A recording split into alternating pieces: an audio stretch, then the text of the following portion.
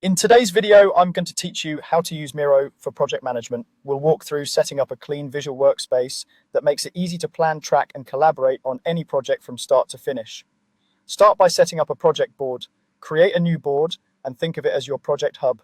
Add frames to give your board structure. One frame for your project overview, others for phases like planning, execution, and wrap up, and a timeline frame if you need it. Frames act like containers, so naming them clearly helps everyone know where to look. Keep your layout spacious and consistent so the board stays readable as it grows. Next, use templates to jumpstart your setup. Open the templates menu and choose what fits your workflow. A Kanban board for task flow, a Gantt chart for schedules, a roadmap for strategic milestones, or a project planning template for a quick project snapshot. Templates are fully customizable, so feel free to edit columns, dates, and headings to match your team's language and process. Now add tasks and their details. Use sticky notes, cards, or shapes to represent individual tasks. Cards are great when you want structured fields. Sticky notes are perfect for fast brainstorming that you can refine later.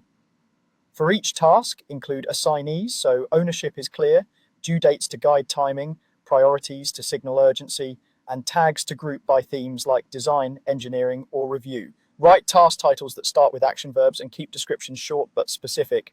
Organize the workflow so movement is visible. Set up columns like to do, in progress, and done, then drag tasks across as work advances. Group related tasks by sprint, feature, or work stream to reduce clutter.